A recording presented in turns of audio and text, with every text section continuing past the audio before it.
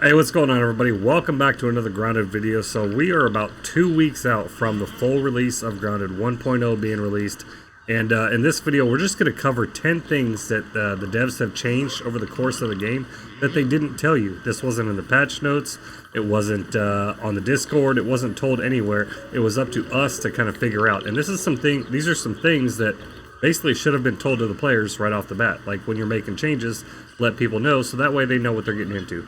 So without further ado, we got 10 things here. Let's go ahead and jump into it. Number 10 is going to be the big thing, and it's kind of obvious. And this has been debated on whether or not it was intended or not. But for the longest time, roasts would never spoil on your roasting spits. You could literally just come over here and have a ton of roasts sitting here waiting. And now they made this small change that the roasts do spoil. So using roasting spits for meals and stuff like that to eat stuff to replenish your hunger isn't as effective as it used to be. Now, again, like I said, it's been debated on whether or not this was supposed to happen the whole time, or if it's something that was never intended to happen, like you put the meat on there and it doesn't spoil. But now you can see here, we've got a ton of spoiled meat here, which is good if we want to make pet food, but not good if we want to increase or replenish our own hunger. So that's going to be number 10. Number 9 is another thing that was brought to my attention during last couple live streams that we've had. Is a lot of people have said that you cannot harvest the web fiber from the webs that the spiders shoot at you, if that makes sense. So when you're fighting a orb weaver and they shoot the web at you, you can't harvest that. You can harvest the web that they shoot on their own, I guess, but if they're attacking you and you go harvest that web fiber, you can no longer harvest that. And I think this is done because people were literally using orb weavers to just continuously attack them and harvest that web fiber, which again, that's not a bug, that's not a glitch, that's something that players were taking advantage of in a real life situation. So going forward, you cannot harvest any of the webs that the spiders shoot at you. You can hack them down like you normally would, but you will not get any web fiber from that. Moving on to number 8, and this is kind of when they came up with the upgrade system for armor in itself, is that they changed some of the buffs from the armor themselves, and they didn't address these changes. So you can see that some are, this used to be heavy armor, black ant armor used to be heavy armor, and now it's medium armor. B armor used to be light armor. Let me check this. That's always been heavy armor, but if we look at the B armor used to be light armor. It still is. What is it? I'm trying to think of it. Is it the spider armor? Yeah, spider armor used to be light armor, and it also used to increase your running speed. Now that's changed, and they've changed a lot of the little buffs from each different piece here. You can see that.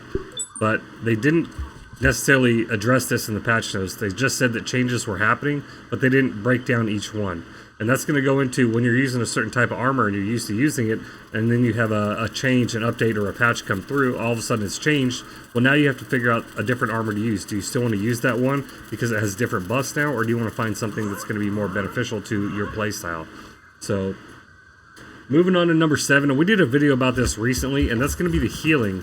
The amount of healing from items has changed quite a bit. I've done 2 different videos on healing and the items that do heal you. The fiber bandages, the heal bosses, the meals, and everything like that. And it seems like a lot of the healing has changed. You can go back and watch my healing video for the breakdown of percentages and everything. But a lot of it has changed. More specifically, the heal bosses. It depends. So if you're throwing it directly at a player, it's going to give the max amount of heal. But if you throw it on the ground, it's not going to address as much of the health regeneration as it normally would if you throw it at people. And smoothies as well. Smoothies, their changes since you have sticky smoothies and beefy smoothies now, those heals have changed as well. So the overall heal amount has changed, and that was never addressed. Jump to the next one, and this was a huge one for everybody when they were introducing the changes with quartzite being gone. Not one time did they address and tell everybody that if you've been saving up all this quartzite and you go to join the new update, you will lose all that quartzite. So for a lot of players that had like thousands of quartzite or hundreds, whatever, any amount of quartzite, if you didn't turn it into a quartzite glob, then you would lose all that quartzite no matter what. Now, if you were smart enough and watched some of my videos and some other content creators' videos and converted the quartzite into quartzite globs, which then converted into mighty globs, you were set. But they didn't make any mention of that. So for people that are trying to avoid spoilers and stuff like that and just want to jump into the update when it comes live, they had no idea that they were going to lose all that quartzite. That's another thing that they didn't tell us, and you would only know that if you found it out yourself or if you watched one of our videos.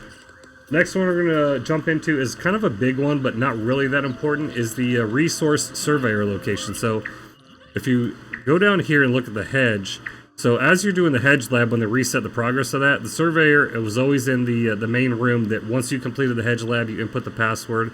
The door on the side right there would open up, and then you would hit the switch, and that would activate the resource surveyor. They completely changed that and didn't make any mention of it. The resource surveyor switch now is in a small lab room that's right after, I believe, the first zip line that you take down into the hedge lab. Once you take that first one down by the soda can, you hang off to the left, and there's a resource surveyor switch that's in there now. It doesn't require the lab to be completed. You can jump over there, take the zip line down, and go right into that lab, and then activate that resource surveyor switch, and then go from there. Not one mention of that. And that's kind of a big deal, especially storyline wise, because for the majority of the part, you were expected you complete the lab, you get a reward, right? Not just the chip, but for this one, a lot of people knew that the resource surveyor was right there, and now they had to go search for it again. Next one, and this one's kind of a little known, is that there's a difference in the arrow trajectory. So if you're going from splinter arrows or regular arrows to feather arrows to splinter arrows, they all have different trajectories based on whether it be their weight, their distance, or whatever aspect that the developers have put in for streamlining the arrow attacks.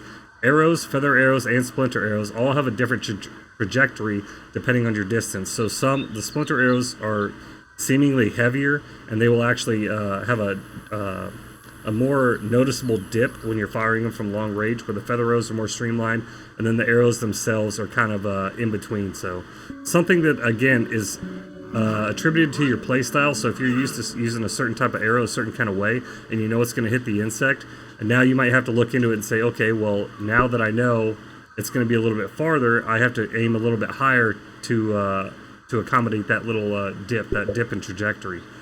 Next one we got here is wolf spiders. Everybody's favorite insect, the wolf spider, maybe aside from the infected wolf spider.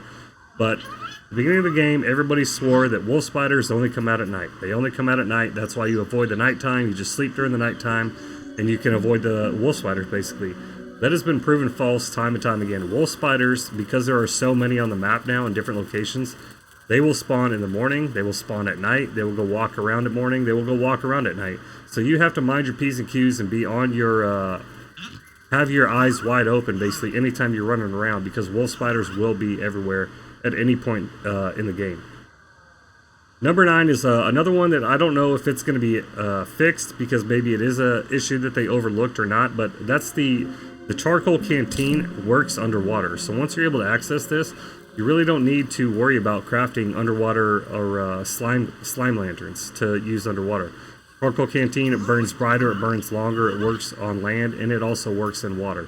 So once you're able to get this, if you're not a big fan of having to worry about the durability of the charcoal torch, not canteen, I think I said canteen, but the charcoal torch, if you're worried about the durability of it, don't, because the benefits outweigh the costs here. You get a few charcoal, you can repair it, it works underwater, it works on land, it burns brighter, it lasts longer, it's not that big of an issue. So if you're planning on going into the pond, go ahead and get you one of these. And there's rumors that we may be going into the upper pond and other underwater areas, so you definitely want to have one of these going forward. And last but not least is the crafting changes. So when they did do away with quartzite, a lot of the ingredients used in certain recipes were quartzite, and they never said anything about what those were replaced with. So some of the things, I think one of the things here is a dew collector used to require 8 quartzite and now requires 8 pebblets. So if you did lose that quartzite, it's not that big of an issue if you're trying to play from the beginning of the game, because all that stuff has been replaced with lesser ingredients, easier ingredients to farm. So, but again, it's something that the devs didn't notice, or they didn't pay attention to putting it into their update notes or the patch notes. So be cognizant of that. When we do get 1.0, there are going to be some changes that the devs may not put in the patch notes. They may just assume that we would think that, or they just may allow us players ourselves to kind of figure that out and kind of wonder why, when we got to do something that required a certain ingredient, that going forward it might require something else. So there you have it, everybody. There's 10 things that the devs didn't tell you that changed in their updates or patches. That being said, everybody, take care of yourselves, take care of each other, and as always, stay original. If you haven't joined the channel yet, go ahead and do so. We'd love to have you join the community. Link to join the Discord in the description below. And that's all we got for this video, guys. So take care of yourselves, take care of everybody else, and stay original, my friends. We'll see you guys in the next one. We got about 2 weeks until 1.0 full release, so we'll see you then. Later.